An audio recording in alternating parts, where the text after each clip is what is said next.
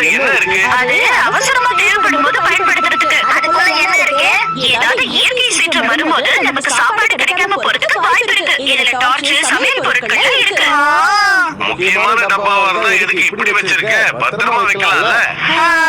Torch light இருக்கு, mobile radio இருக்கு, குடிக்க தண்ணி இருக்கு. அடடா, இதுக்குள்ள எக்ஸ்பயர் ஆன பொருட்கள் நிறைய வச்சிருக்கீங்க. ஆமா ஹரி, அது முன்னாடியே தயாரிச்ச டப்பா, அதனால எக்ஸ்பைரி ஆகிருக்கும். மாத்தி வைக்க கூடாது. அம்மா, இந்த டார்ச் லைட் வேலை செய்ய மாட்டேங்குது. ஆனா அதுக்குள்ள தானே பேட்டரி போட்டு வச்சிருந்தேன். பேட்டரிய உள்ளே வச்சதாலதான் லீக் ஆயிருக்கு.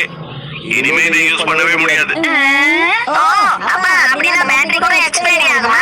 என்ன மிக்ஸ் இது? உள்ள கேண்டில் வச்சிருக்கேன், ஆனா அதை பத்த வைக்க ஒரு மேட்ச் பாக்ஸ் கூட இல்ல. இப்ப இதை எப்படி பத்த வைக்கிறது சொல்லு?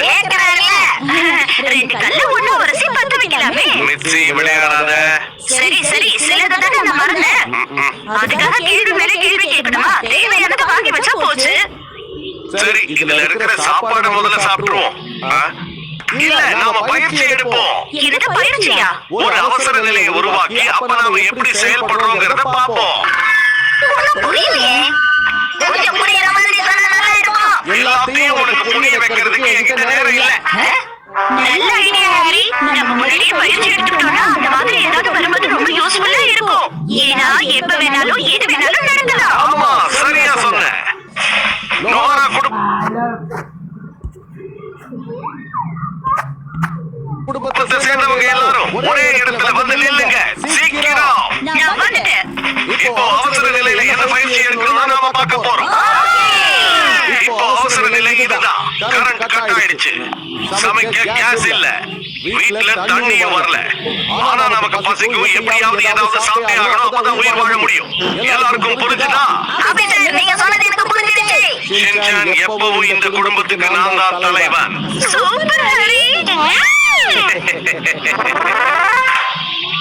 என்னம்மா, கேம்ப் போட போறீங்களா? என்ன ஹரி, நீங்க சமைக்க போறீங்களா?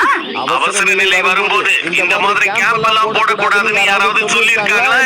என்ன சொல்றீங்க? சில நேரத்துல அப்பா கூட புத்திசாலித்தனமா யோசிக்கிறாருல.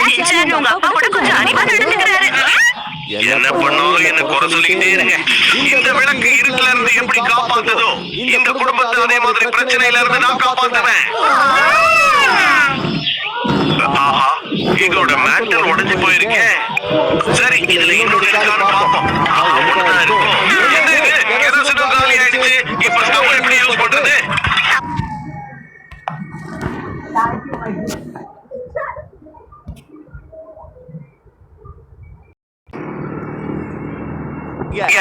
சில நேரத்துல அப்பா கூட புத்திசாலித்தனமா யோசிக்கிறாருல.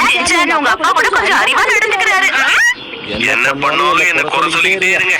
இந்த விளக்கு இருட்டுல இருந்து எப்படி காப்பாத்துதோ இந்த குடும்பத்தை அதே மாதிரி பிரச்சனையில இருந்து நான் காப்பாத்துவேன். ஆஹா, இதோட மேட்டர் உடைஞ்சு போயிருக்கேன். சரி, இதுல இன்னொரு இருக்கான்னு பாப்போம். ஒண்ணுதான் இருக்கும். கெரோசினும் காலி ஆயிடுச்சு. இப்ப ஸ்டவ் எப்படி யூஸ் பண்றது? அப்பா பழையபடி மாறிட்டாருன்னு நினைக்கிறேன். அதேதான். நீங்க பாருங்க, இந்த மாதிரி அவசர நிலையில நீங்க இப்படி சாதாரணமா இருக்க கூடாது.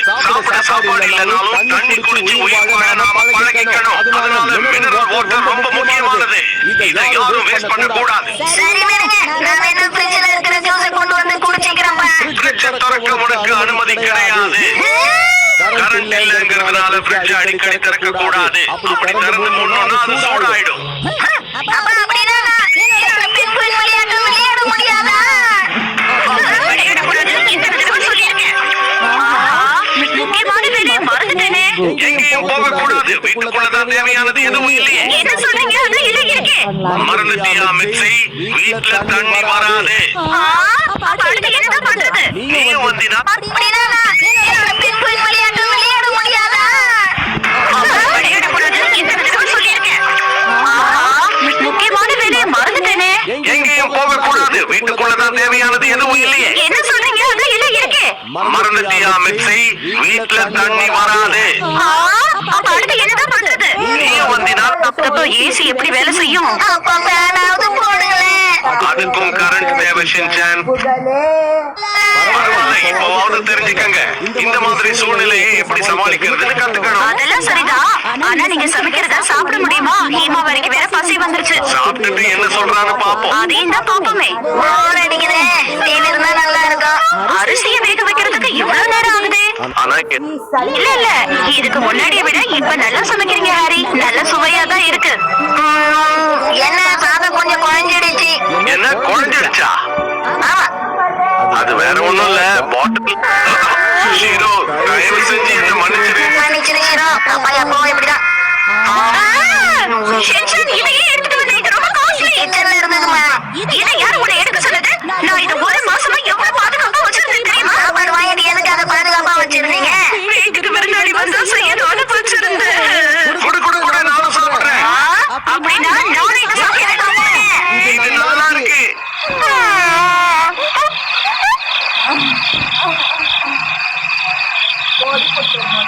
கோடைக்காலம் முடிவுக்கு வந்துருச்சுன்னு நினைக்கிறேன்.